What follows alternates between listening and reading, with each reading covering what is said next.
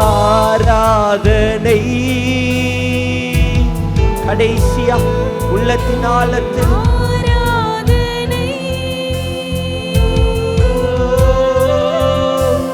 அப்பா அப்பா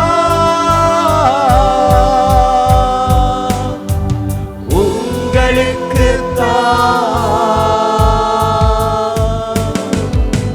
எனக்கு ஒத்தாசை அனுப்பும் பர்வதமே இயேசுவே, உம்மை நோக்கி பார்க்கின்றேன், வெட்கப்பட்டு போவதில்லை. என்னுடைய காயங்கள் உங்களுக்கு அடையாளமா இருக்கிறது. ஐயோ, இந்த காயங்கள் எனக்கு நிரந்தரமா இருக்குமோ? இல்லை, அது உங்களுக்கு அடையாளம் தான். காயம் அது உங்களை சரியான பாதையில நடத்தும். ஈஸியா ஆண்டவரோடு கூட கனெக்ட் பண்ணும். எத்தனையோ தீர்க்கதரிசிகள் இருந்தார்கள், ஆனா இந்த காயப்பட்ட தீர்க்கதரிசியை பார்த்ததும் ராஜாவுடைய ரதம் நின்றது போல காயப்பட்ட உங்களுடைய இருதயத்தை பார்த்து கர்த்தர் நிற்பார். அவர் உங்களுக்கு பதில் தருவார். உங்களுடைய காயங்கள் அவரிடத்தில் பேசும்.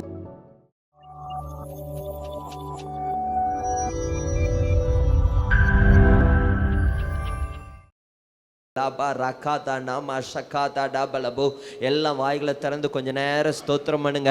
ஓ ராதா நாமா ஷகாதா நாமா ரகாதா பலபோ.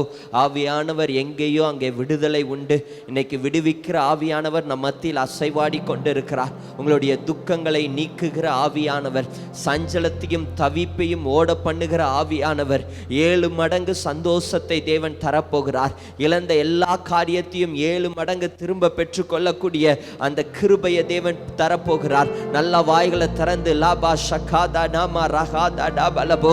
ஒரு தேவ மகிமை, ஒரு தேவ பிரசனம் ஊற்றப்பட்டு கொண்டிருக்கிறது.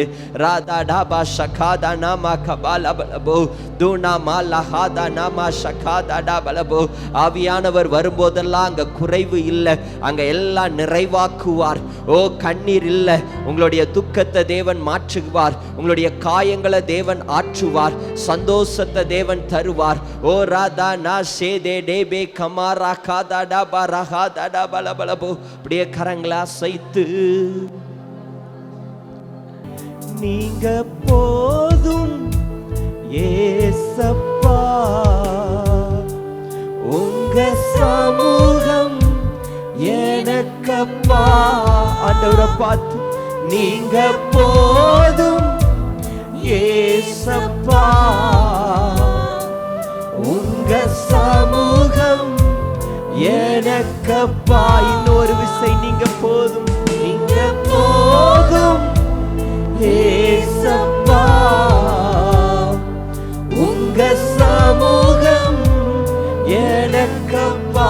நீங்க போதும், நீங்க போதும் ஏசப்பா, உங்க சமூகம் எனக்கப்பா. தேனிலும் இனிமையே, தேவிட்டாத அமுதமே,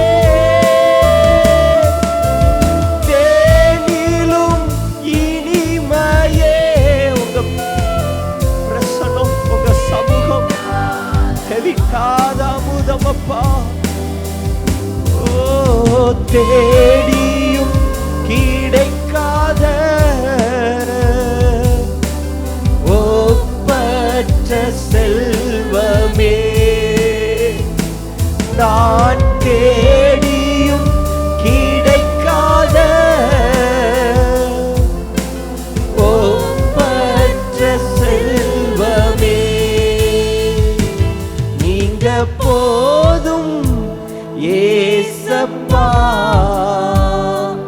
உங்க சமூகம் எனக்கப்பா. நீங்க போதும் ஏசப்பா, உங்க சமூகம் எனக்கப்பா. எத்தனை இன்பமே, எத்தனை இன்பமே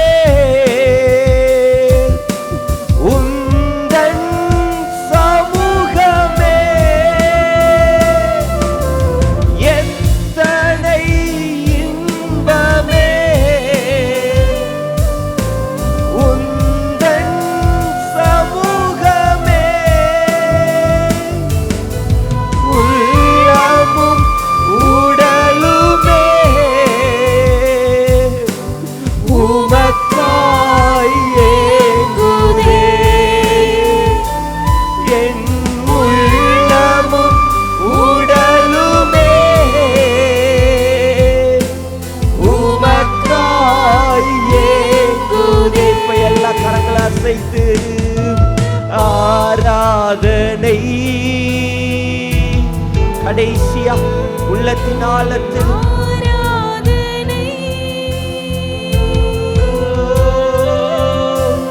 அப்பா அப்பா உங்களுக்கு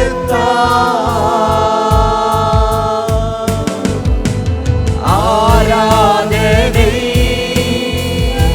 தேவ மகிமை, ஒரு தேவ பிரசன்னம் நம்மளை நிரப்பிக் கொண்டிருக்கிறது.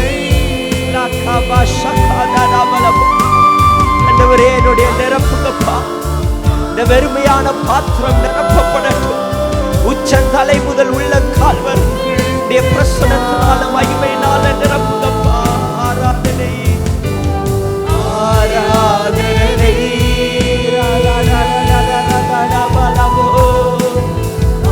ஆராதனை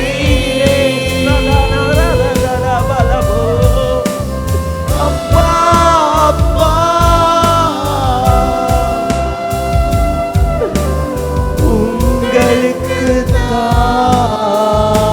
நல்லா கரங்களை தட்டி தேவனை மகிமைப்படுத்துவோமா. உமக்கே எங்கள் ஆராதனை, உமக்கே எங்களுடைய துதி, உமக்கே எங்களுடைய கனம் அப்பா. ராதாடா பாஷா காதாடா பலபோ. நல்ல அந்நிய பாஷையில பேசுறவங்க அந்நிய பாஷையில பேசுங்க. இது ஒரு விடுதலையின் நாள், இது ஒரு சுகத்தின் நாள். வெறுமையான உங்களுடைய பாத்திரம் நிரப்பப்படுகிறது. ஓ, தேவ பிரசனத்துல தான் பாத்திரம் நிரப்பப்படும். தேவ சமூகத்துல தான் பாத்திரம் நிரப்பப்படும். லாபா ராகாதா நாமா ஷகாதா பலபோ தூனா மா ராகாதி நீமி கமா ராகாதா பலபோ. எல்லா வெறுமைகள் மறைகிறது இயேசுவின் நாமத்தில். எல்லா வெறுமைகள், சஞ்சலங்கள், தவிப்பு இயேசுவின் நாமத்தில் விலகுகிறது. லேகமா ஷதாடா ராகாதா பலபோ தூனா மா ராகாதா நாமா ஷதானா மலகாதா பலபோ. கரங்களை உயர்த்தி உங்க கூட கர்த்தர் வருவார். கர்த்தர் ஒருவரே உங்களை பலப்படுத்துவார். அவரே உங்களுடைய காயங்களை ஆற்றுவார். அவரே உங்களை தைரியப்படுத்துவார். அவர் ஒருவரே உங்களுக்கு ஒத்தாசையாயிருப்பார். கரங்களை உயர்த்தி எனக்கு ஒத்தாசை அனுப்பும் பர்வதமே இயேசுவே, உம்மை நோக்கி பார்க்கின்றேன், வெட்கப்பட்டு போவதில்லை. சொல்லுங்க, எனக்கு ஒத்தாசை அனுப்பும் பர்வதமே இயேசுவே, உம்மை நோக்கி பார்க்கின்றேன், வெட்கப்பட்டு வெட்கப்பட்டு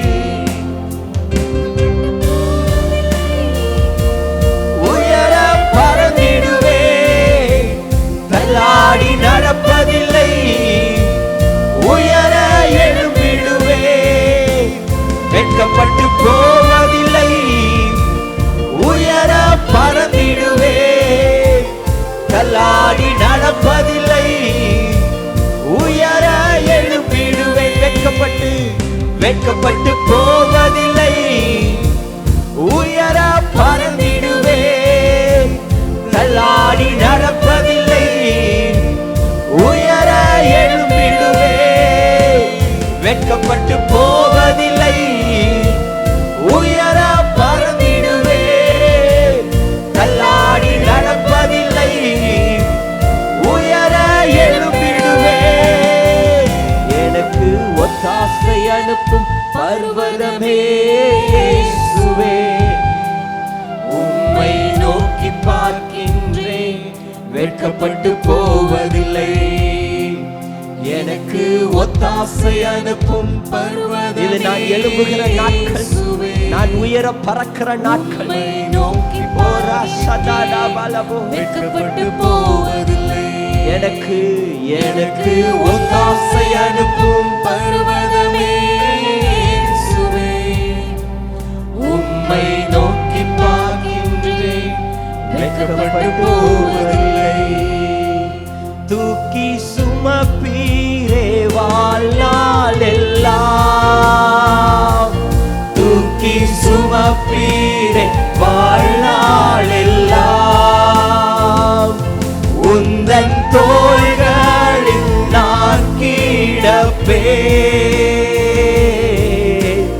பயமின்றி வாழ்ந்திடுவேன். சேர்ந்து சொல்லுங்க, தூக்கி சுமப்பீரே வாழ்நாள் எல்லாம் தூக்கி சுமப்பீரே வாழ்நாள் எல்லாம் உந்தன் தோள்களில் நான் கிடப்பேன்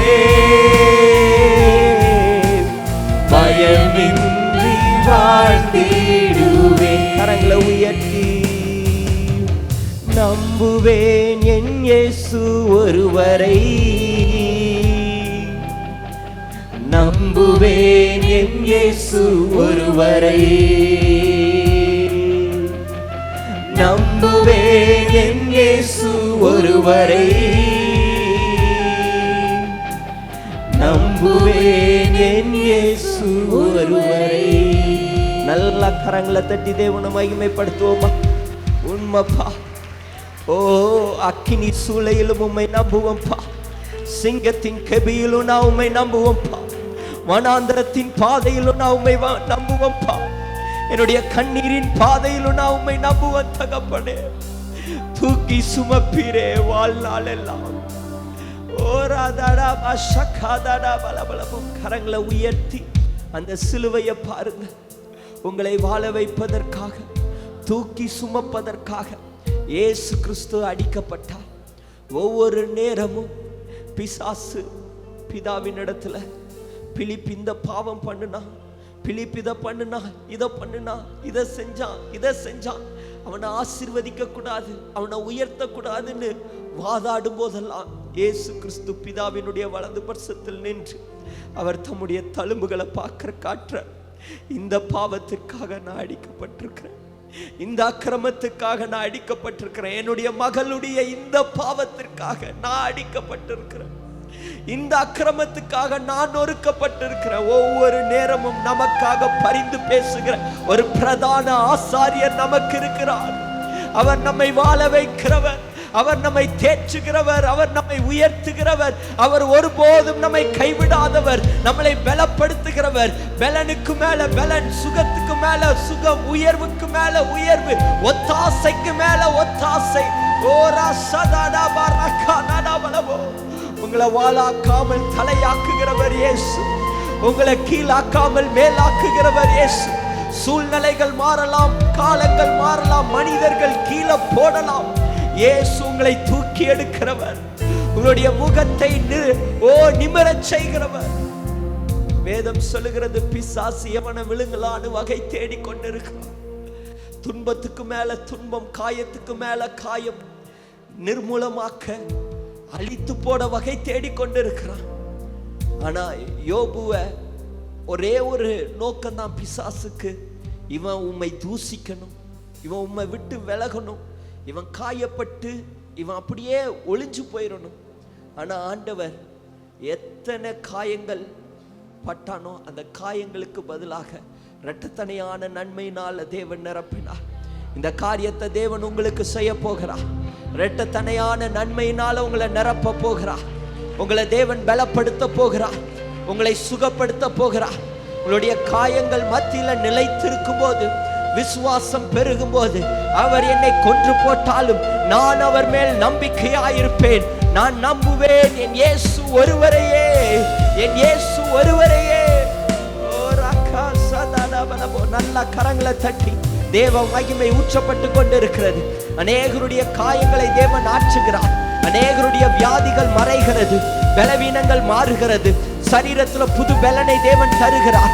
ஓ கைகள்ல புது பலன், கால்கள்ல புது பலன், நரம்புகள்ல புது பலன். ரிசீவ் இட் இயேசுவின் நாமத்தினாலே. நல்ல கரங்களை தட்டி பெற்றுக்கொள்ளுங்க. Receive it, receive it. இயேசுவின் நாமத்தில் விடுதலை, இயேசுவின் நாமத்தில் சுகம், இயேசுவின் நாமத்தில் அற்புதம், இயேசுவின் நாமத்தில் ராசதாடா பரகாடாடா பகபாலபோ. Heal in the name of Jesus. விடுதலை உண்டாவதாக, சுகம் உண்டாவதாக. இயேசுவின் ரத்தம் ஜெயம், இயேசுவின் ரத்தம் ஜெயம். ஆமென், ஆமென், ஆமென், ஆமென். கரங்களை உயர்த்தி சொல்லுங்க, நான் தெரிந்து கொள்ளப்பட்டவன், நான் மீட்கப்பட்டவன், நான் முத்திரிக்கப்பட்டவன், நான் ஆசீர்வதிக்கப்பட்டவன், நான் மன்னிக்கப்பட்டவன், நான் ஏற்றுக்கொள்ளப்பட்டவன், நான் அழைக்கப்பட்டவன். சத்தியம் என் கச்சை, நீதி என் மார்க்கவசம், விசுவாசம் என் கேடகம், வசனம் என் பட்டயம். எனக்கு விரோதமாய் மந்திரம் இல்லை, எனக்கு விரோதமாய் குறி சொல்லுதல் இல்லை. நான் இஸ்ரவேல், நான் கர்த்தரால் பிரித்தெடுக்கப்பட்டவன், இயேசுவின் இரத்தத்தினால கழுவப்பட்டவன். விசுவாசிக்கிறவங்க நல்லா கரங்களை தட்டி ஹல்லேலூயா, ஹல்லேலூயா, ஆமென், ஆமென். இயேசு இருக்கிற இடத்துல எல்லாம் வெற்றி மேல வெற்றி தான். ஆமென். பக்கத்தில் இருக்கவங்கள பார்த்து சொல்லுங்க, உங்களுடைய ஆரம்பம் வேணாலும் அற்பமா இருக்கலாம், ஆனா உங்களுடைய முடிவு சம்பூரணமா இருக்க போகிறது. ஹல்லேலூயா. ஒரு அழகான பாடல். பார்வோனை வென்றவரை துதிப்போம், எகிப்தியரை வென்றவரை துதிப்போம். 1000 பார்வோன்கள் வந்தாலும் எகிப்தியர் வந்தாலும் நான் என்ன பண்ணுவேன்னா பாடல் பாடி முன்னேறிக்கிட்டே இருப்பேன். பக்கத்தில் இருக்கவங்கள பார்த்து சொல்லுங்க, முன்னேறிக்கிட்டே இருப்பேன். நான் பாடல் பாடி முன்னேறிட்டே இருப்பேன். இன்னும் அவங்கள பார்த்து சொல்லுங்க, அதை உங்க கண்கள் பார்க்கும். ஆமென். அப்படிதான் கர்த்தர் மாற்றுவார். சேர்ந்து, என் நம்பிக்கையும் நீர்தானே, நங்குரமும் நீர்தானே, நாங்கள் நம்பும் தெய்வம் நீர்தானே. நல்லா கைத்தட்டி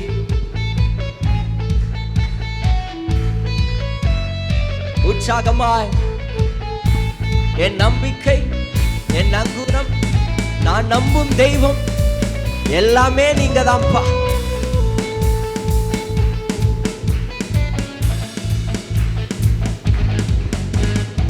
நம்பிக்கை நங்கூரம், நான் நம்பும் தெய்வமே, நம்பினோரை காக்கும் இயேசுவே, பரம பரிசுத்த தேவனே, பரலோக ராஜனை பாடல் பாடி கொண்டாடிடுவோம். பரம பரிசுத்த தேவனே, பரலோக ராஜனை பாடல் பாடி கொண்டாடிடுவோம். நம்பிக்கை, நம்பிக்கையும் நீதானே, நங்கூரமும் நீதானே, நாங்கள் நம்பும் தெய்வம் நீதானே. நம்பிக்கையும் நீதானே, நங்கூரமும் நீதானே, நாங்கள் நம்பும் தெய்வம் நீதானே, நீதானே. பார்வோனை வென்றவரை துதிப்போம், துதிப்போம். எகிப்தியரை வென்றவரை துதிப்போம், துதிப்போம். பார்வோனை வென்றவரை துதிப்போம், துதிப்போம். எகிப்தியரை வென்றவரை துதிப்போம். 1000 பார்வோன்கள் வந்தாலும் எகிப்தியர் வந்தாலும் பாடல் பாடி முன்னேறிடுவோம். 1000 பார்வோன்கள் வந்தாலும் எகிப்தியர் வந்தால் பாடல் பாடி முன்னேறிடுவோம். சொல்லுவோம், நம்பிக்கையும் நீதானே, நங்கூரமும் நீதானே, நாங்கள் நம்பும் தெய்வம் நீதானே. ஓஹோ, நம்பிக்கையும் நீதானே, நங்கூரமும் நீதானே, நாங்கள் நம்பும் தெய்வம் நீதானே, நீதானே. கண்மலையை, கண்மலையை பிளந்தவரை துதிப்போம், துதிப்போம். நீரூற்றை தந்தவரை துதிப்போம், துதிப்போம். கண்மலையை பிளந்தவரை துதிப்போம், துதிப்போம். நீரூற்றை தந்தவரை துதிப்போம். பட்டினியே வந்தாலும் வறட்சிகள் என்றாலும் பாடல் பாடி முன்னேறிடுவோம். பஞ்சம் பட்டினியே வந்தாலும் வறட்சிகள் என்றாலும் பாடல் பாடி முன்னேறிடுவோம். சத்தமாய், நம்பிக்கையும் நங்கூரமும் நீதானே, நாங்கள் நம்பும் தெய்வம் நீதானே. நம்பிக்கையும் நீதானே, நங்கூரமும் நீதானே, நாங்கள் நம்பும் தெய்வம் நீதானே, நீதானே. கல்லறையை பிளந்தவரை துதிப்போம், துதிப்போம். மரணத்தை வென்றவரை துதிப்போம், துதிப்போம். கல்லறையை பிளந்தவரை துதிப்போம், துதிப்போம். மரணத்தை வென்றவரை துதிப்போம். மரண இருளுள்ள பள்ளத்தாக்கின் சூழ்நிலைகள் வந்தாலும் பயமின்றி முன்னேறிடுவோம். மரண இருளுள்ள பள்ளத்தாக்கின் சூழ்நிலைகள் வந்தாலும் பயமின்றி முன்னேறிடுவோம். நம்பிக்கையும் நீதானே, நங்கூரமும் நீதானே, நாங்கள் நம்பும் தெய்வம் நீதானே. நம்பிக்கையும் நீதானே, நங்கூரமும் நீதானே, நாங்கள் நம்பும் தெய்வம் நீதானே, நீதானே. நம்பிக்கை நீதானே, என் நங்கூரம் நீதானே. சத்தமாய், நம்பிக்கை நீதானே, என் நங்கூரம் நீர்தானே, நம்பிக்கையும் நீர்தானே, நங்கூரமும் நீர்தானே, நாங்கள் நம்பும் தெய்வம் நீர்தானே. நம்பிக்கையும் நீர்தானே, நங்கூரமும் நீர்தானே, நாங்கள் நம்பும் தெய்வம் நீர்தானே, நீர்தானே. நல்லா கரங்களை தட்டி தேவனை மகிமைப்படுத்துவோமா. ஹல்லேலூயா.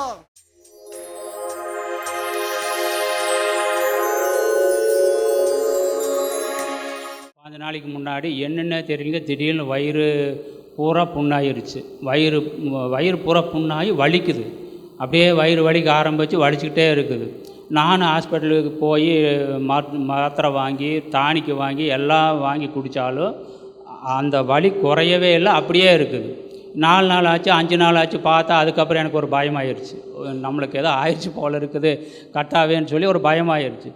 அப்போ நான் என்ன பண்ணினேன், அந்த மாத்திரை முடிஞ்சது ஒரு பாட்டில் ஃபுல்லாக குடித்தாலும் இங்கிருந்து வலிக்கிறது, இது வரைக்கும் குறவில வரைக்கும் வலிக்க ஆரம்பிச்சிருச்சு. முதுகு பின்னாடி எல்லாமே வலிக்க ஆரம்பிச்சிருச்சு. ஞாயிற்றுக்கிழமை மணிக்கு வந்த ஞாயிற்றுக்கிழமை, அப்போது அதுக்கு முந்தின ஞாயிற்றுக்கிழமை மணிக்கு சர்ச்சுக்கு வந்தேன். சர்ச்சுக்கு வந்துட்டு அந்த வலியோடு தான் உட்காந்துட்டு இருந்தேன். ஐயா பிலிப் பாஸ்கிட்ட வந்து, ஐயா எனக்கு இந்த மாதிரி இதெல்லாம் பூரா புண்ணாயிடுச்சு போலுங்க ஐயா, எனக்கு வலிக்குதுன்னு சொல்லி நான் சொன்னேன். அவர் எனக்காக ஜெபம் பண்ணார். மாணவருக்கு ஜெபம் பண்ணார். ஐயோ பாவம்னு சொல்லி ஜெபம் பண்ணார். ஜெபம் பண்ணிவிட்டு நான் இங்கிருந்து வீட்டுக்கு தான் போனேன். வீட்டுக்கு போகிறதுக்கு முன்னாடியே அந்த வலி அப்படியே கொஞ்சம் கொஞ்சமாக அப்படியே குறைஞ்சிடுச்சு. அதுக்கப்புறம் போயிட்டு அந்த டானிக்கை குடிக்கவும் இல்லை, அந்த மாத்திரை குடிக்கவும் இல்லை. அதோடு சரி, இது வரைக்கும் அந்த வலியே கிடையாது. எனக்காக ஜெபிச்ச பாஸ்டருக்கு நன்றி, கர்த்தருக்கு ஸ்தோத்திரம். எனக்கு ஒரு வருஷமாக இந்த இடது கால் ஒரே வலி. நானும் ஹாஸ்பிட்டலுக்கு எல்லாத்துக்கும் போனேன், மாத்திரை மருந்தெல்லாம் சாப்பிட்டேன், அது சரியாகலை.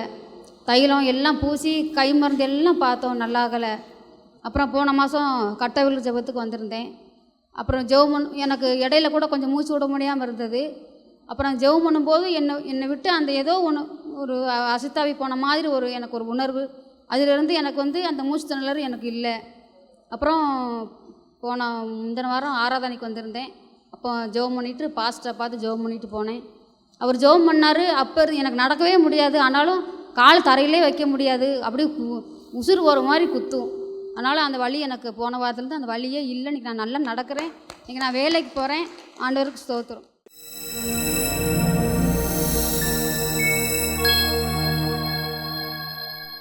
1 ராஜாக்கள் எழுதின புஸ்தகம் 20வது அதிகாரம் 37வது வசனத்தை ஒருவர் வாசிப்போம். அவன் வேறொருவனை கண்டு, அதன் பின் அவன் வேறொருவனை கண்டு, என்னை அடி என்றான். என்னை அடி என்றான். அந்த மனுஷன் அவனை காயம் உண்டாக அடித்தான். அந்த மனிதன் அவனை காயம் உண்டாக அடித்தான். 1 ராஜாக்கள் 20வது அதிகாரம் 35வது வசனத்திலிருந்து நான் வாசிக்கிறேன், கேளுங்க.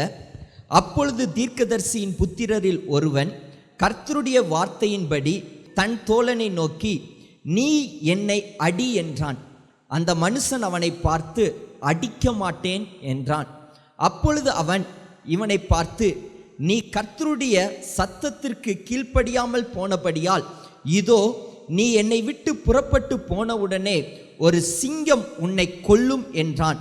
அப்படியே அவன் அவனை விட்டு புறப்பட்ட உடனே ஒரு சிங்கம் அவனை கண்டு கொன்று போட்டது. அதன் பின் அவன் வேறொருவனை கண்டு, என்னை அடி என்றான்.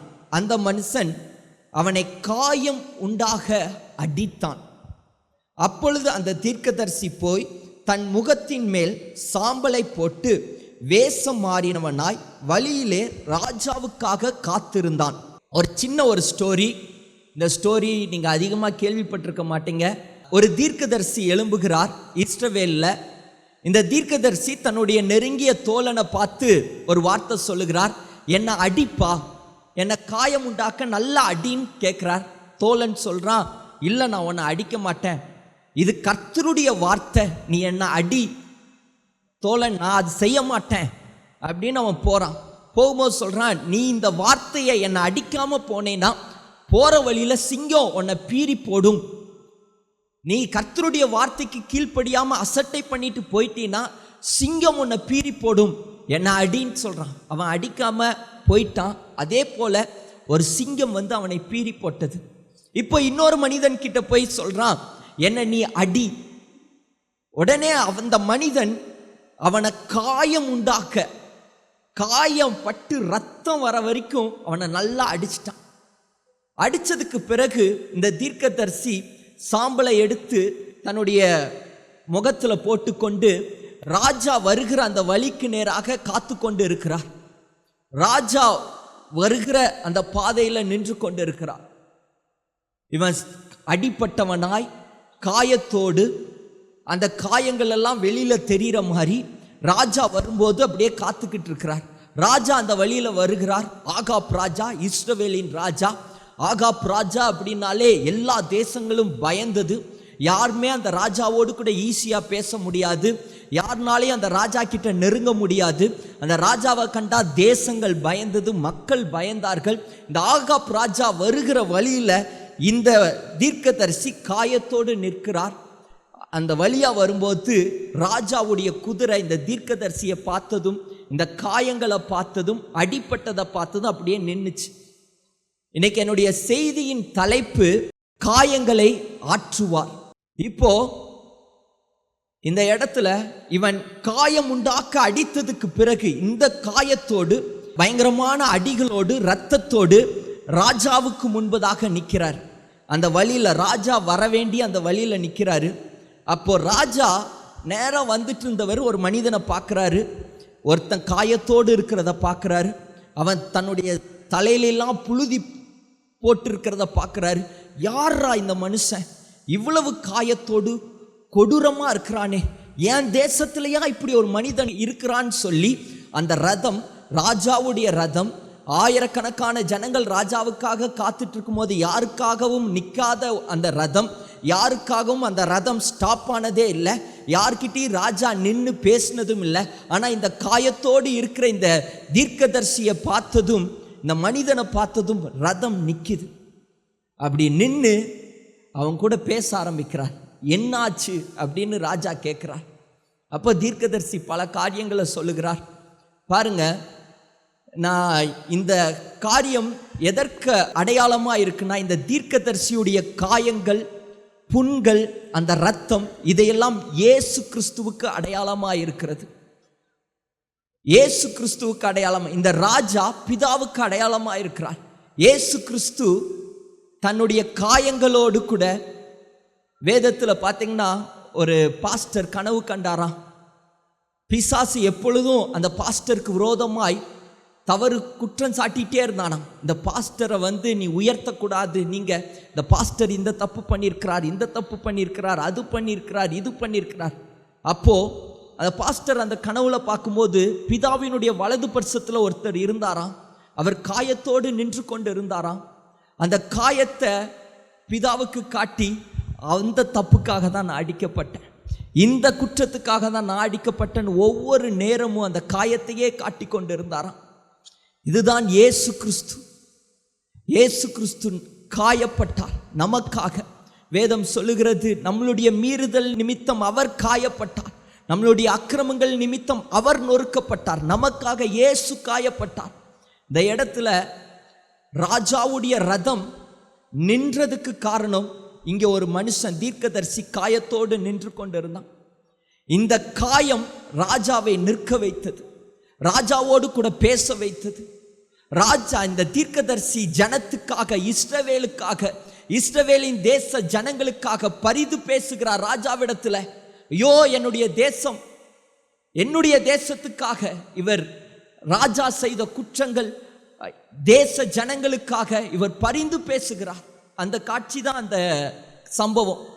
அப்போ ஒரு காயங்கள் ராஜாவுடைய ரதத்தை நிற்க வைத்தது, அட்டென்ஷனை சீக் பண்ண வைத்தது. இன்னைக்கு என்னுடைய முதல் பாயிண்ட் என்னன்னா, காயங்கள் நம்மை ஈஸியா ஆண்டவரோடு கூட கனெக்ட் பண்ணும். ராஜா ஆண்டவருக்கு ஒப்பாய் இருக்கிறார். இந்த தீர்க்கதரிசி தான் நம்ம.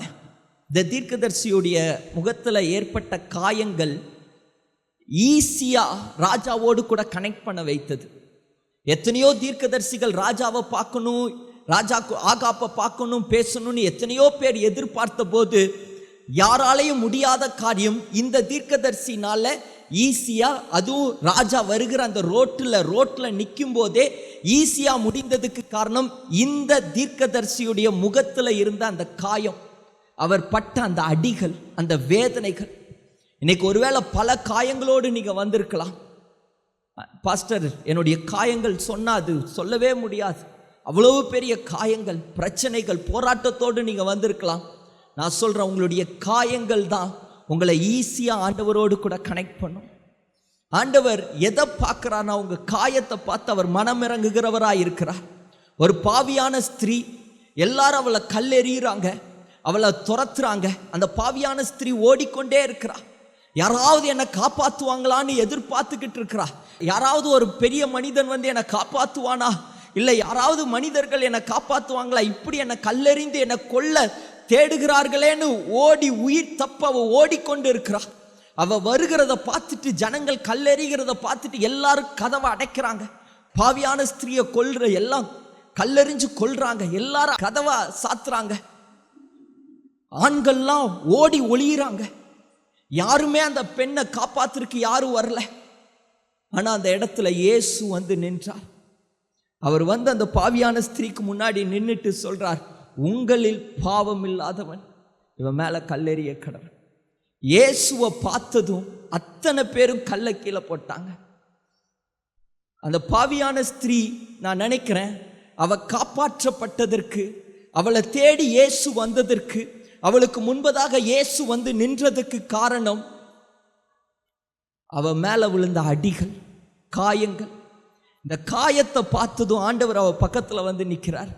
இனி இவ மேல காயம் பட விட மாட்டேன், இனி இவ மேல அடிப்பட நான் விட மாட்டேன், இனியும் இவளை குற்றப்படுத்த நான் விட மாட்டேன்னு இயேசு அந்த இடத்துல வந்து நிற்கிறார்.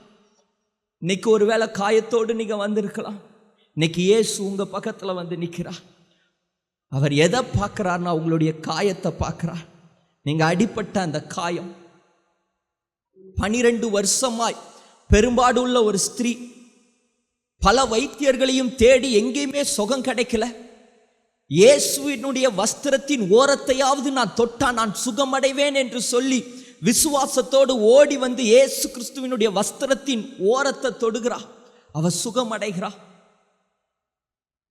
அவளுடைய காயங்கள் 12 வருடமாய் பெரும்பாடு, அது ஆறாத ஒரு காயம். பல வைத்தியர்கள் கிட்ட போயிட்டா, பல மனிதர்களை போய் தேடி போயிட்டா, எனக்கு உதவி செய்யுங்க, இந்த வியாதியிலிருந்து என்னை விடுதலை ஆக்குங்க, எனக்கு மருந்து கொடுங்க.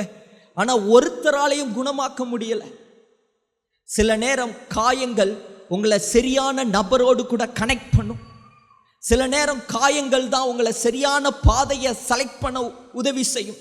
காயம் மட்டும் இல்லைன்னா மருத்துவரை தேடி தேடி போயிருப்பா, அங்க இங்க தான் இஷ்டம் போல போயிருப்பா, எங்கேயுமே அவளுக்கு விட கிடைச்சிருக்காது. ஆனா இந்த காயங்கள் மறையாததுனால, இந்த காயங்கள் ஆறாததுனால அவளுடைய பாதை சரியான ஒரு நபரை அவர் கண்டுபிடித்தாள். ஒருவேளை இதுவரைக்கும் உங்களுடைய காயங்கள் ஆறலையா, ஆறாத ஒரு காயங்கள் உங்களுக்குள்ள இருக்குதா? இந்த காயம் எனக்கு ஆறவே இல்லை பாஸ்டர், பல வருடமா, ஐயோ நான் பட்ட நிந்தைகள், அவமானங்கள் அதிகம், இது யாராலையும் ஆற்ற முடியாது. இதை தேடி நான் பலர்கிட்ட என்னுடைய சஜஷன் கேட்டுட்டேன், பல மனிதர்கள் கிட்ட என்னை பற்றி நான் சொல்லிட்டேன். அவங்கெல்லாம் மேலும் மேலும் தான் என்னை துன்பப்படுத்தினாங்க, மேலும் மேலும் எனக்கு முன்பதாக ஒன்று பேசிட்டு பின்னாடி போய் எனக்கு வேற மாதிரி என்னை பற்றி பேசிட்டாங்க, என்னை மேலும் மேலும் காயப்படுத்திட்டாங்க. நான் யாரை நம்பி போனோ, யாரையெல்லாம் கூட பார்த்தனோ, யாரெல்லாம் எனக்கு உதவி செய்வாங்கன்னு நினைச்சனோ, அவங்களால எந்த ஒரு பிரயோஜனமும் இல்லாமல் போயிடுச்சு. என்னுடைய காயத்துக்கு மருந்தே இல்லை. இந்த காயம்தான் உங்களை இந்த சபைக்கு கொண்டு வந்திருக்கிறது. இந்த காயம்தான் இந்த விசுவாச ஓட்டத்தை ஓட வைத்திருக்கிறது. இந்த காயங்கள் தான் உங்களை நிலைத்து நிற்க வைத்திருக்கிறது. சரியான நபரை உங்களுக்கு அடையாளம் காட்டி இருக்கிறது. உங்களுடைய காயங்கள் தான் இயேசுவின் அண்டைக்கு உங்களை கொண்டு வந்திருக்கிறது. இந்த பாவியான ஸ்திரீக்கு 12 வருடமாக இருந்த இந்த காயம் அவளை எங்க நடத்துதுன்னா இயேசுவின் அண்டைக்கு நடத்தினது, சரியான நபருக்கு அண்டைக்கு நடத்தினது, ரைட் பர்சன் கிட்ட நடத்தினது. ஒருவேளை சில காயங்கள் உங்களுக்கு ஏற்பட்டு இருக்கலாம், சில பலவீனத்தோடு நீங்க வந்திருக்கலாம். இது உங்களை கரெக்டான பர்சன் கூட கனெக்ட் பண்ணும். சரியான நபர் கூட உங்களை கனெக்ட் பண்ணும். சவுல் அப்போஸ்தலர் 9வது அதிகாரத்தில் அவன் தேவாலயத்தை துன்பப்படுத்துகிறவனாய் காணப்பட்டான். கிறிஸ்தவர்களை துன்பப்படுத்துகிறவனாய் இருந்தான். வானத்திலிருந்து சடுதியாய் ஒரு ஒளி அவனுடைய கண்களில் அடிச்சது. கண்ணே தெரியாம போயிடுச்சு. ஒரு பெரிய ஒரு காயம். அடுத்தது வாசித்தீங்கன்னா அவன் 3 நாள் சாப்பிடாம இருக்கிறார். ஒரே ரூம்ல, அடைக்கப்பட்ட ரூம்ல, சாப்பிடவும் இல்லை, தண்ணி கொடுக்கவும் இல்லை. இத்தனைக்கும் ஒரு யுத்த வீரன், சபைகளை அடிச்சு நொறுக்கினவன், ஆணையிட்டா 100 பேர் அவனுக்காக வேலை செய்வாங்க. அவனை சுற்றிலும் எப்பொழுதும் போர்ச்சேவகர் இருப்பாங்க. குதிரையில ஜம்முன்னு போயிட்டு இருந்தார். அவங்கிட்ட பணம் இருந்தது, செல்வம் இருந்தது, ஆள் பலன் இருந்தது. ஆனா காயப்படும் போது ஒருத்தரும் அவர் கூட நிக்கல.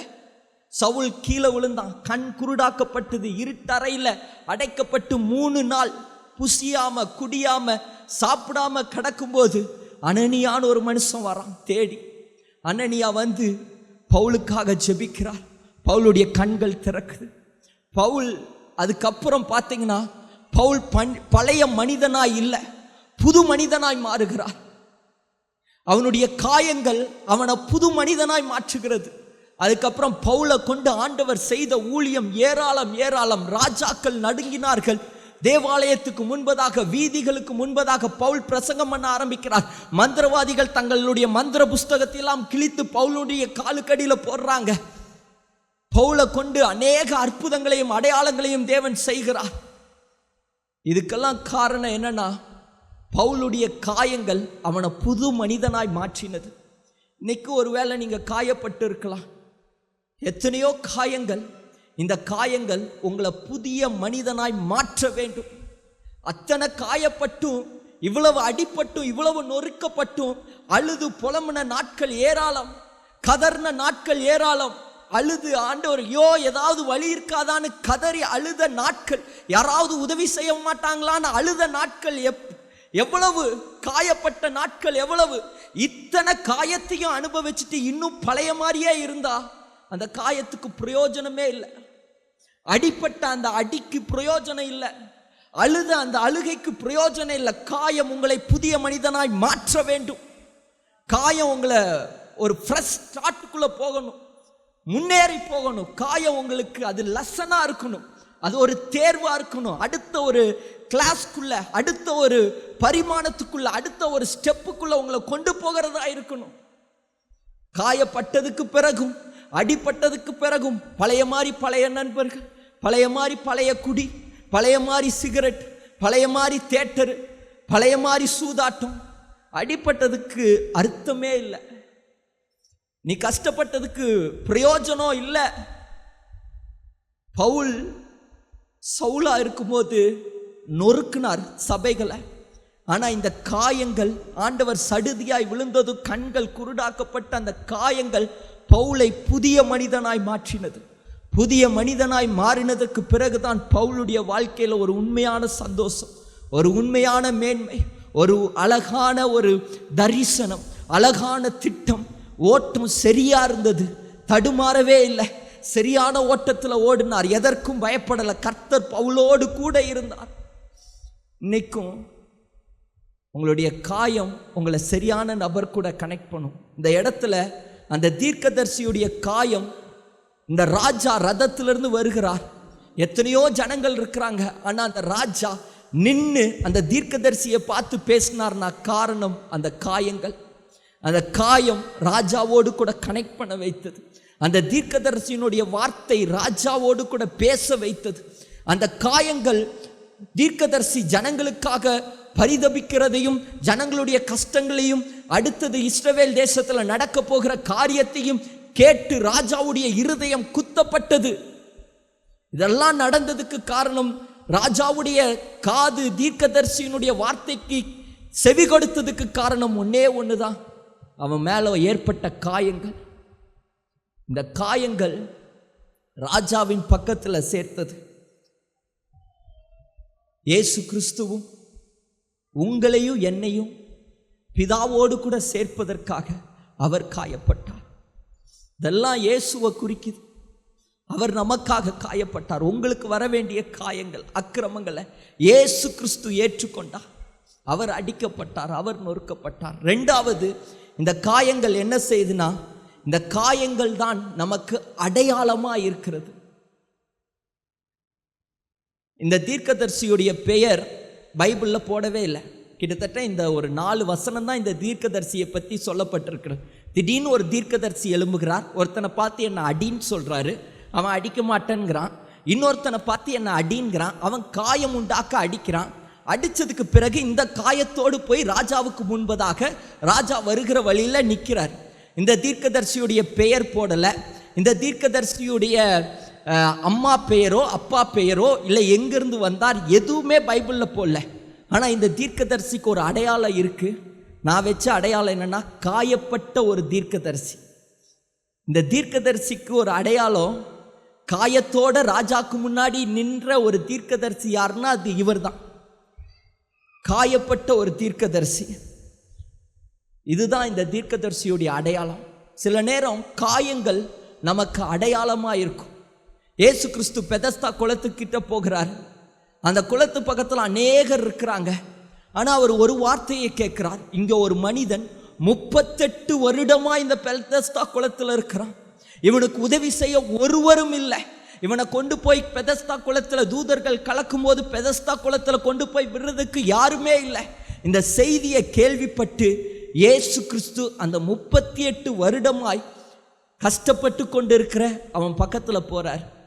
அவனுடைய அடையாளம் எதுனா, 38 வருடமாய் வியாதிப்பட்ட ஒருத்தன், ஒருவரும் உதவி செய்யக்கூடாம 38 வருஷமாய் கஷ்டப்பட்ட ஒருத்தன். இந்த 38 வருடம் அவன் பட்ட காயங்கள், அவமானங்கள் தான் இன்னைக்கு இயேசு கிறிஸ்து வரும்போது அது அடையாளமாக இருந்தது. அதுதான் அவனை ஆண்டவரை பக்கத்தில் கொண்டு வந்தது. அநேகர் இருந்த போதும் அந்த 38 வருஷமாக இருந்தவன் பக்கத்தில் இயேசு வருகிறார், அவனுக்கு சுகத்தை கொடுக்கிறார். இன்னைக்கு சொல்கிறேன், உங்களுடைய காயங்கள் உங்களுக்கு அடையாளமாக இருக்கிறது. ஐயோ, இந்த காயங்கள் எனக்கு நிரந்தரமாக இருக்குமோ? இல்லை, அது உங்களுக்கு அடையாளம்தான். யோபுவை குறித்து இன்னைக்கு உலகமே பிரசங்கம் பண்ணுறாங்க. ஏதோ ஒரு செய்தியில் யோபுவை குறித்து எப்படி பேசிடுவோம். யோபு எல்லாத்தையும் இழந்தார், காயப்பட்டார், கொப்பளமாய் வந்தது. மனைவி கூட தேவனை தூசிச்சுட்டு ஜீவனை விடும் அப்படின்னு சொல்றார். யோபு சொல்றார், அவர் என்னை கொன்று போட்டாலும் நான் அவர் மேல நம்பிக்கையா இருப்பேன். யோபுடைய முதல் இது காயங்கள், அவமானங்கள், எல்லாத்தையும் இழந்தார். இது காயம், இது யோபுடைய அடையாளமாய் இருந்தது. ஆனா பின்னிலைமை எல்லாவற்றையும் இரட்டத்தனையாய் பெற்றுக்கொண்டார். இரட்டத்தனையாய் பெற்றுக்கொள்வது யோபுவின் ஆசீர்வாதமாய் இருந்தது. உங்களுடைய காயங்கள் ஆசீர்வாதத்தில் முடியும். பிசாசுடைய எண்ணம் என்னன்னா, இவன் இந்த காயத்தை உம்மை விட்டு பிரியணும். நீ ஆண்டவர்கிட்ட கேட்குறான் பிசாசு, இந்த வேலியை மட்டும் இவனை விட்டு எடுத்து பாருங்க, இவன் உங்களை தூசிப்பான், உங்களை மறுதளிச்சிருவான். பிசாசினுடைய எண்ணமெல்லாம் இதுதான். எதற்காக பிசாசு காயப்படுத்தினா, இவன் ஆண்டவரை தூசிக்கணும், ஆண்டவரை மறுதளிக்கணும், ஆண்டவரை விட்டு தூரம் போகணும். இதுதான் பிசாசினுடைய எண்ணம். இன்னைக்கு அநேகருடைய வாழ்க்கையில் காயப்பட்டதும், அடிப்பட்டதும், ஒரு பிரச்சனை வந்ததும், போராட்டம் வந்ததும், இன்னைக்கு அநேகர் ஆண்டவரை மறந்துடுறாங்க, ஆண்டவரை விட்டு தூரம் போயிடுறாங்க. பிசாசினுடைய திட்டம்லாம் அநேகருடைய லைஃப்ல அப்படியே நடந்துருச்சு. கர்த்தருடைய திட்டம் நடக்கல. ஒரு சின்ன ஒரு உபத்திரவத்தை கொடுத்து, பாடுகளை கொடுத்து, இன்னைக்கு அநேகரை பிசாசு கூட்டமாய் அவனுடைய திட்டத்துக்கு நேராக, அவனுடைய ராஜ்யத்துக்கு நேராக இழுத்து கொண்டு போகிறான். கடவுளே இல்லை, எனக்கு என்ன நடந்தது, ஐயோ இந்த காயத்துக்கு காரணம் கடவுள் தான், இப்படியெல்லாம் சொல்லி அநேகர் மறுதளிச்சுட்டு பின்வாங்கி ஒண்ணுமே இல்லாம போயிடுறாங்க. ஆனா யோபு பாருங்க, யோபு ஆசீர்வதிக்கப்பட்டார். அதுக்கு காரணம் என்ன தெரியுமா? நிலைச்சிருந்தார். காயப்படும் போதும், அடிக்கப்படும் போதும், உபத்திரவத்தின் மத்தியிலும் நிலைத்திருந்தார். யோபுவினுடைய வாழ்க்கை ஆசீர்வாதமாய் முடிந்தது. இதைதான் இயேசு கிறிஸ்துவும் செய்தார்.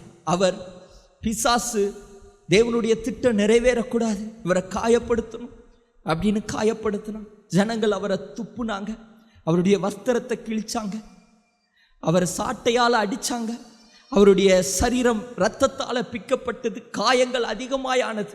ஆனால் மரித்து இயேசு 3ஆவது நாள் உயிரோடு எழுந்தார்.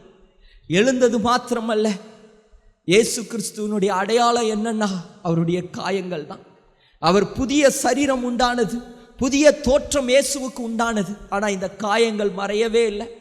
தோமா ஆண்டவரை பார்த்து சொல்றார், நான் உம்முடைய விழாவில் தொட்டு பார்த்தாதான் நான் உம்மை நம்புவேன். நீ உயிர் தெழுந்தீர் என்பதை நான் உம்முடைய விழாவில் தொட்டு பார்த்து தான் நம்புவேன். அந்த விழாவுடைய காயங்கள் அப்படியே இருந்தது, கைகளில் இருந்த அந்த காயங்கள் அப்படியே இருந்தது. அவருடைய காயங்கள் தான் அடையாளமாய் மாறிடுது.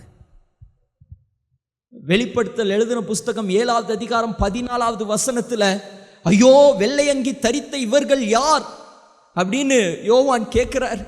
அப்போ அங்க தேவதூதன் சொல்கிறார், இவர்கள் மிகுந்த உபத்திரவத்தின் வழியாய் வந்தவர்கள். அதற்கு அவன், ஆண்டவனே உமக்கு தெரியும் என்றேன். அப்பொழுது அவன், இவர்கள் மிகுந்த உபத்திரவத்திலிருந்து வந்தவர்கள், இவர்கள் தங்கள் அங்கிகளை ஆட்டுக்குட்டியானவருடைய இரத்தத்தினாலே தோய்த்து வெளுத்தவர்கள். ஓ, பரலோகத்தில் இருக்கிற அநேக ஜனங்களை பார்க்குறாரு, வெள்ளையங்கி போட்ட ஜனங்களை எல்லாம் பார்க்குறாரு. இவங்கெல்லாம் யாருன்னு கேட்குறாங்க. அப்போ அவங்களுக்கு அடையாளத்தை கொடுக்கிறார் பாருங்க ஒரு தூதன். இவங்க உபத்திரவத்திலிருந்து வந்த கூட்டம், இவங்க காயத்திலிருந்து வந்த கூட்டம், இவங்க காயத்தின் மத்தியிலையும் உபத்திரவத்தின் மத்தியிலையும் நிலைத்து நின்ற ஒரு கூட்டம். இதுதான் அடையாளம்.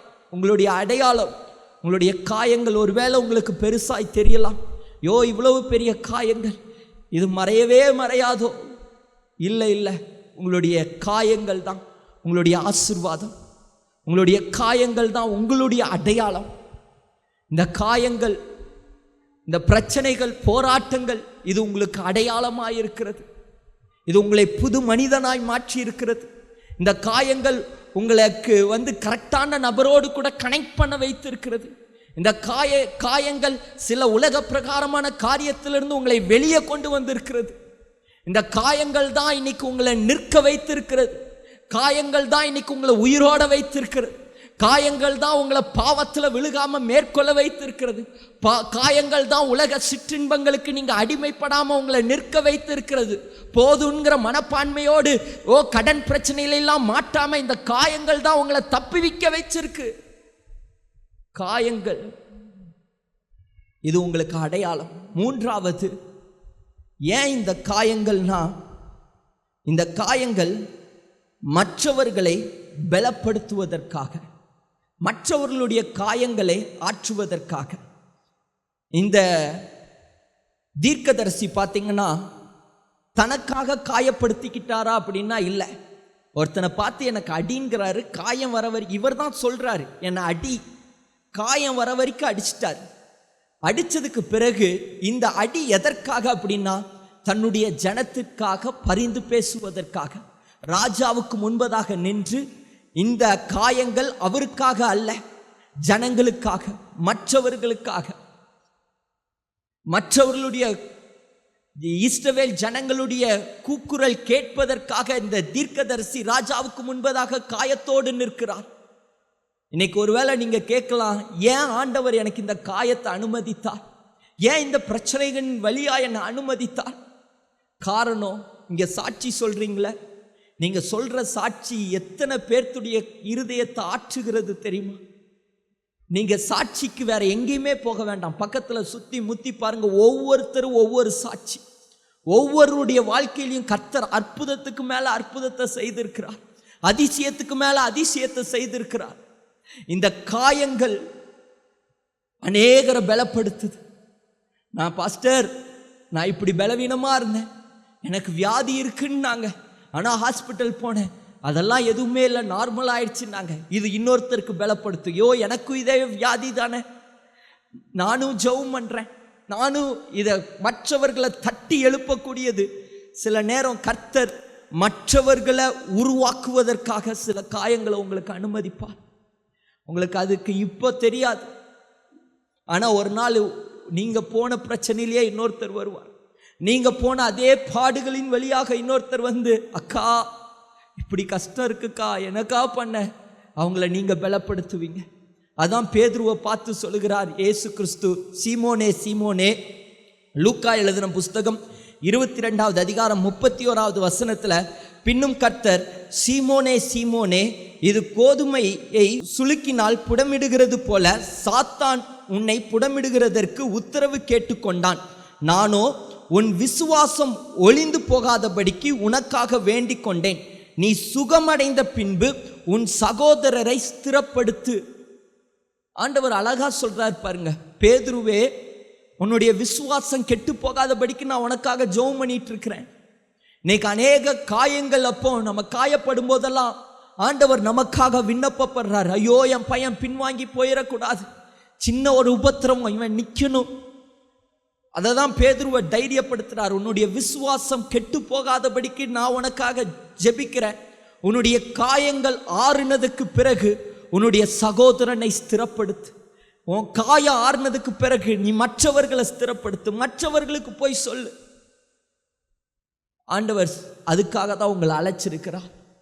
சில பாதைகளை உங்களை நடத்தி இருக்கிறாருன்னா நீங்க மற்றவர்களுக்கு ஆசீர்வாதமா இருப்பதற்காக தான். பவுல்ல ஆண்டவர் காயப்படுத்தினார். அநேக உபத்திரவத்தின் வழியாய் பவுல் போனார். பவுலுடைய உபத்திரவத்தை மட்டும் 2-3 அதிகாரத்தில் பவுல் எழுதியிருக்கிறார். ஆனால் எப்பொழுது பவுல் தன்னுடைய சீசர்கள் தீமோத்தேயுவை பார்த்து சொல்றார், தீமோத்தேயுவே தைரியப்படு. தீமோத்தேயுவை பார்த்து ஒரு என்கரேஜான ஒரு வார்த்தை, தீமோத்தேயுவே எலும்பு எலும்பு தைரியப்படு. அதில் ஒரு வார்த்தை இருக்கு. பவுல் சொல்றார் 2 தீமோத்தேயு 4 அதிகாரம் 16-17, நான் முதல் விசை உத்தரவு சொல்ல நிற்கையில் ஒருவனும் என்னோடு கூட இருக்கவில்லை, எல்லாரும் என்னை கைவிட்டார்கள். இந்த குற்றம் அவர்கள் மேல் சுமராதிருப்பதாக கர்த்தரோ எனக்கு துணை நின்றார். துணை நின்றது மாத்திரமல்ல, சிங்கத்தின் வாயிலிருந்து அவர் என்னை ரட்சித்தார் அப்படிங்கிறார். ஆண்டவர் தான் தீமோத்தேயுவை பார்த்து சொல்றார் பவுல், தீமோத்தேயுவே உனக்கு வர போராட்டம் பிரச்சனைகள்லாம் எனக்கும் வந்ததுப்பா, இதே பாடுகள் வழியாக தான் போனேன். எனக்கு ஒரு போராட்டம், எனக்கு ஒரு பிரச்சனை வரும்போது ஒரு மனிதனும் எனக்கு கூட நிற்கல. யாரெல்லாம் என் கூட நிற்பேன்னு சொன்னாங்களோ அவங்கெல்லாம் என்னை கைவிட்டுட்டாங்க.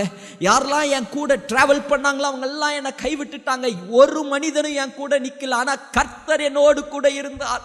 உனக்கும் நான் சொல்கிறேன், உன் கூட யாரும் நிற்க மாட்டாங்க. இயேசு ஒருவரே உன் கூட இருப்பார். இயேசு உன்னை கைவிட மாட்டார், உன்னை விட்டு விலக மாட்டார். அவர் உன்னை நடத்துவார். சிங்கத்தின் வாயிலிருந்து என்னை தப்புவித்த ஆண்டவர் உன்னையும் சிங்கங்களின் வாய்களிலிருந்து, மனிதர்கள் சிங்கங்களைப் போல எப்பொழுது விழுங்கலான்னு வகை தேடிக்கொண்டு இருக்கிறார்கள். ராஜாக்கள் சிங்கங்களைப் போல என்னை விழுங்கலாம், எப்பொழுது கொல்லலான்னு வகை தேடின போது கர்த்தர் என்னை விடுவித்தார், உன்னையும் விடுவிப்பார். இதுதான் என்கரேஜ்மெண்ட். தான் பவுல் சொல்றார், தைரியப்படுத்துறார். தீமோத்தேயு அதுக்கப்புறம் சும்மா இருந்தாரா? பிரசங்கம் பண்ண ஆரம்பிச்சிட்டார். தைரியம் வந்துருச்சு. கொரிந்து சபைக்கு பவுல் போறார், தைரியப்படுத்துறார்.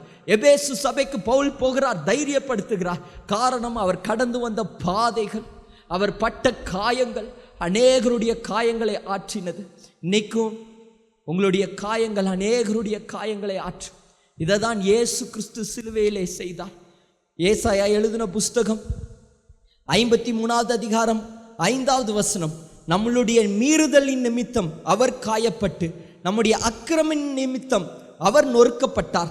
நமக்கு சமாதானத்தை உண்டு பண்ணும் ஆக்கினை அவர் மேல் வந்தது, அவருடைய தழும்புகளால் குணமாகிறோம். எல்லாம் எந்திரிச்சு நில்லுங்க பார்க்கலாம்.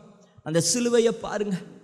உண்மைப்பா, எங்களுடைய மீறுதலுக்காக நீர் காயப்பட்டீர், எங்களுடைய அக்கிரமத்துக்காக நீர் நொறுக்கப்பட்டீர். அவர் எதற்காக காயப்பட்டார்? அவருக்காக காயப்படல, உங்களுக்காக அவர் காயப்பட்டார். உங்களுடைய காயங்கள் ஆற்றுவதற்காக, உங்களுடைய காயங்கள் கட்டப்படுவதற்காக. ஏசாயா 61 அதிகாரம் 1 சொல்லுகிறது, கர்த்தருடைய ஆவி என் மேல் இருக்கிறார், சிறுமைப்பட்டவர்களுக்கு சுவிசேஷத்தை அறிவிக்க கர்த்தர் என்னை அபிஷேகம் பண்ணினார், இருதயம் நொறுங்குண்டவர்களுக்கு காயம் கட்டுதலையும். யாரெல்லாம் நொறுக்கப்பட்டு இருக்கிறாங்களோ, யாரெல்லாம் வேதனையோடு இருக்கிறாங்களோ அவங்களுக்கு காயம் கட்ட கர்த்தர் என்னை அபிஷேகம் பண்ணினார். இதைதான் உங்களை கர்த்தர் இதற்காகத்தான் தெரிந்தெடுத்திருக்கிறார். யாரெல்லாம் காயத்தோடு வேதனையோடு இருக்கிறாங்களோ அவங்களுடைய காயத்தை கட்ட உங்களை தேவனை அபிஷேகம் பண்ணி இருக்கிறார். முதலாவது காயம், அது உங்களை சரியான பாதையில் நடத்தும், ஈஸியாக ஆண்டவரோடு கூட கனெக்ட் பண்ணும். எத்தனையோ தீர்க்கதரிசிகள் இருந்தார்கள், ஆனால் இந்த காயப்பட்ட தீர்க்கதரிசியை பார்த்ததும் ராஜாவுடைய ரதம் நின்றது போல காயப்பட்ட உங்களுடைய இருதயத்தை பார்த்து கர்த்தர் நிற்பார். அவர் உங்களுக்கு பதில் தருவார். உங்களுடைய காயங்கள் அவரிடத்தில் பேசும். நீங்க பட்ட அடிகள் அவரிடத்துல பேசும். நீங்க பேச வேண்டாம், அவர் அது பேசும். உங்களுடைய காயங்கள், உங்களுடைய பாதைகள், நீங்க பட்ட வேதனைகள், இது தேவனோடு கூட பேசும், அவரை நிற்க வைக்கும், அவர்கிட்ட பதிலை உங்களுக்கு கொண்டு வரும். உங்களுடைய காயங்கள். இரண்டாவது, உங்களுடைய காயங்கள் உங்களுக்கு அடையாளமாயிருக்கும். மூன்றாவது, உங்களுடைய காயங்கள் மற்றவர்களை குணப்படுத்தும். 2 கரங்களை உயர்த்தி, அப்பா உண்மைப்பா, இந்த செய்தி எனக்கு தான். என்னுடைய காயங்கள் அநேகரை குணப்படுத்தட்டும்ப்பா. இந்த காயத்துக்காக நான் மறுபடியும் துக்க முகமாயிருக்க மாட்டேன். அன்னால் குழந்தை இல்லைன்னு இருதயம் குத்தப்பட்டவளாய், வேதனைப்பட்டவளாய் இருந்தா, அவ மன கிளேசம் உள்ளவனாய் இருந்தா, மனது ஃபுல்லா காயப்பட்டவளாய் இருந்தா. ஆனா ஏலி அவளை பார்த்து சொல்லுகிறார், நீ சமாதானத்தோடு போ, உன்னுடைய வேண்டுதல் கேட்கப்பட்டது. வேதம் சொல்லுகிறது, அதற்கு பின்பு அவள் துக்க முகமாய் இருந்ததில்லை. இன்னைக்கு ஒருவேளை நீங்க காயத்தோடு வந்திருக்கலாம். இந்த காயத்தை தேவன் ஆற்றப் போகிறார். நீங்க சமாதானத்தோடு போங்க. இனி துக்கப்படாதீங்க. காயத்தை நினைச்சு துக்கப்பட வேண்டாம். வேதனையை நினைச்சு துக்கப்பட வேண்டாம். கர்த்தர் இந்த காயம் உங்களுக்கு அடையாளமாய், இந்த காயம் அவரோடு கூட கனெக்ட் பண்ணுகிறதா, இந்த காயம் மற்றவர்களுக்கு பிரயோஜனம் உள்ளதாய் தேவன் உங்களை மாற்றிக்கொண்டு இருக்கிறார். விசுவாசிக்கிறவங்க நல்லா கரங்களை தட்டி, நல்ல வாய்களை திறந்து அந்நிய பாஷை பேசுங்க. லாபா ரகா துடாபா ஷதா டாபா லபோ துடாமா லகாதி ரிபி கமா ரகாதா டாபா லபோ. ஒரு தேவ மகிமை ஊற்றப்பட்டு கொண்டிருக்கிறது. ஒரு அக்கினி ஊற்றப்பட்டு கொண்டிருக்கிறது. அநேகருடைய காயங்கள் மறைகிறது இயேசுவின் நாமத்தில். அநேகருடைய வேதனைகள் மாறுகிறது. உங்களுடைய காயத்தை தேவன் மாற்றுகிறார். இருதயத்தில் ஏற்பட்ட இந்த காயங்கள் மறைகிறது. மற்றவர்களை குறித்து ஏற்பட்ட காயங்கள் மறைகிறது. கடந்து வந்த பாதைகள், கசப்பான பாதைகள், கசப்பான வார்த்தைகள் இயேசுவின் நாமத்தில் மறைகிறது. இயேசுவின் நாமத்தில் மறைகிறது.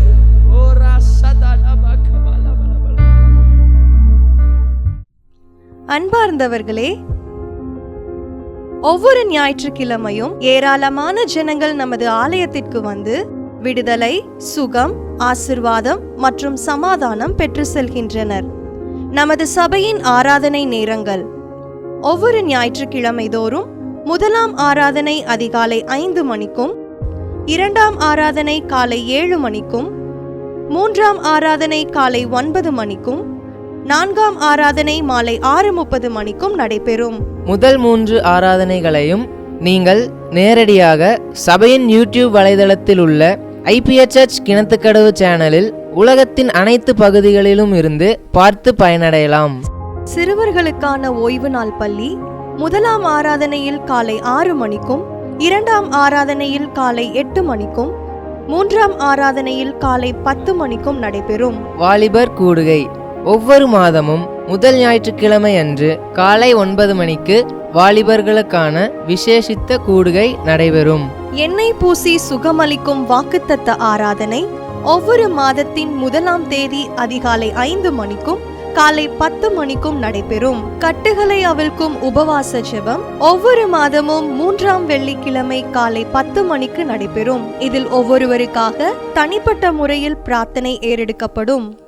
விடுதலை உபவாச ஜெபம் ஒவ்வொரு மாதமும் கடைசி சனிக்கிழமை அன்று காலை 10 மணிக்கு நம் தேசத்திற்காக பாரத்தோடு ஜெபங்கள் ஏறெடுக்கப்படும். ஒவ்வொரு வியாழக்கிழமை தோறும் ஆண்களுக்கான ஜெப கூடுகை புதிய ஆலயத்திலும், பெண்களுக்கான ஜெப கூடுகை பழைய ஆலயத்திலும் மாலை 7 மணிக்கு நடைபெறும். ஒவ்வொரு புதன்கிழமை அன்றும் வாலிப சகோதரர்களுக்கான ஜெப கூடுகை மாலை 7 மணிக்கு நடைபெறும். ஒவ்வொரு ஞாயிற்றுக்கிழமை அன்று வாலிப சகோதரிகளுக்கான ஜெப கூடுகை மாலை 5 மணிக்கு ஜூம் மீட்டிங்கில் நடைபெறும். நமது சபையில் தினமும் காலை 10 மணி முதல் 2 மணி வரை சபைக்காகவும் தேசத்திற்காகவும் ஜெபங்கள் ஏறெடுக்கப்படும். இக்கூட்டங்களில் கலந்து கொண்டு தேவ ஆசிர்வாதம் பெற யாவரையும் அன்புடன் அழைக்கிறோம். எங்களது முகவரி: IPA ஜெப ஆலயம், சர்வம் தியேட்டர் பின்புறம், பொள்ளாச்சி மெயின் ரோட், கிணத்துக்கடவு, 642109. ஜெப உதவிக்கு 9443435618 9488873284.